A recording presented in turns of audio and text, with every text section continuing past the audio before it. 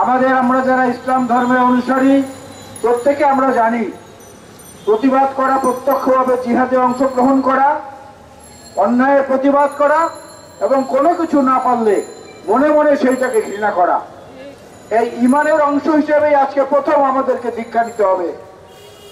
একটা ভাওতাবাজি বর্তমান সরকারের আওতায় মানবাধিকার যেখানে আজকে দেশেই অনুপস্থিত, সেখানে অন্য দেশ নিয়ে আমরা কথা বলছি সেই ঈমানি চেতনার কারণেই।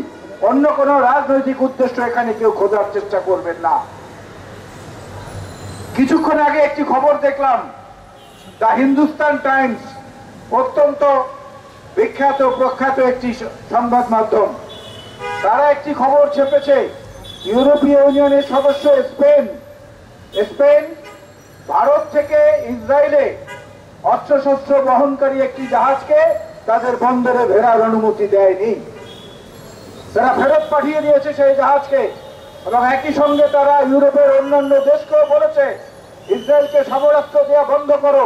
তারা নিজেরাও বন্ধ করেছে এবং এই ব্যাপারে তারা জোর লবিং করছে। অথচ আমার এখানে আমার স্বাধীন বাংলাদেশে, যেখানে লক্ষ লক্ষ মানুষ রক্ত দিয়ে জীবন দিয়ে একটা নতুন মানচিত্র আনয়ন করেছে, সেইখানে আজকে ইসরায়েলের থাবা প্রায় বসেছে। নাহলে রাতের বেলা গোপনে কিভাবে এখানে ইসরায়েলি সংস্থার বিমান অবতরণ করে। আজকে যে অবস্থাটা দাঁড়িয়েছে, ভারত থেকে সেখানে সমর্থন দেওয়া হচ্ছে, ভারত থেকে সেখানে সমরাস্ত্র পাঠানো হচ্ছে।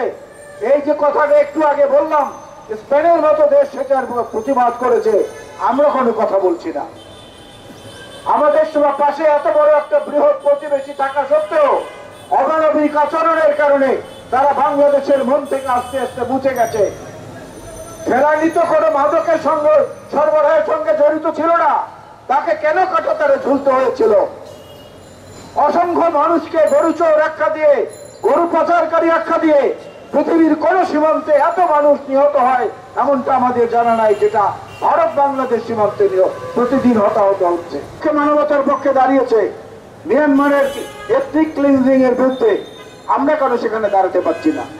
আজকে এই সরকার ভারতকে তোষামত করে, তাদের স্বার্থ রক্ষা করে নিজেদের ক্ষমতায় থাকার জন্য সমগ্র বিশ্ব মানবতাকে তুড়ি মেরে উড়িয়ে দিচ্ছে।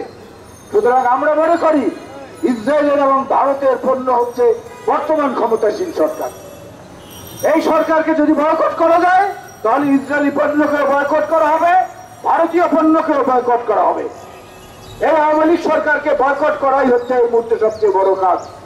একটা কথা আজকে সবার উদ্দেশ্যে বলতে চাই, যারা এই ছোট্ট আয়োজনটি করেছেন, তারা এই আয়োজনটি ছোট্ট রাখেননি।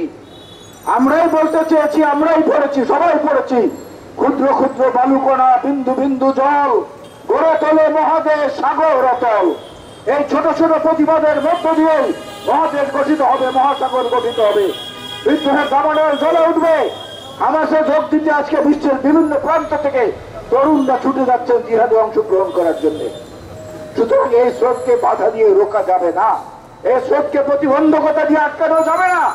এই স্রোত সবকিছু ভেঙে চুড়ে একসময় বেরিয়ে যাবে ইমানি আন্দোলনের পক্ষে।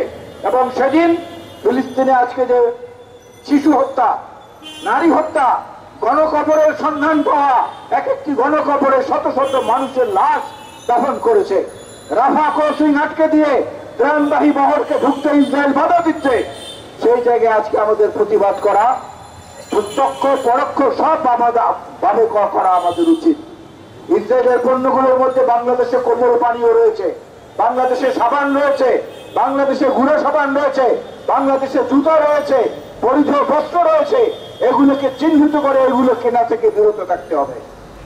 তাহলে অন্তত কিছু না হলেও তাদের কানে পৌঁছবে যে 18 কোটি মানুষের অধ্যুষিত একটি বাজারে তারা ধীরে ধীরে তাদের নিয়ন্ত্রণ ক্ষয় করতে যাচ্ছে। আজকে আমি আমার বক্তব্য বাড়াবো না বন্ধুরা, আমরা বলবো সকল রাজনীতির ঊর্ধ্বে উঠে বিশ্ব মানবতা আজকে যাদের জন্য আর্তনাদ করছে, সে বিশ্ব মানবতার সঙ্গে একাত্ম হয়ে আমরা আমাদের প্রতিবাদের শক্তিকে আরো বিকশিত করব, আরো ধারালো করব, আরো আক্রমণাত্মক করব, আরো অংশগ্রহণমূলক করব। সেই সফলতা আমাদের সবার মধ্যে যেন বজায় থাকে, এটাই আমার পক্ষ থেকে এবং বিএনপির পক্ষ থেকে প্রত্যাশা। ধন্যবাদ বাংলাদেশ সিভিল রাইটস সোসাইটিকে।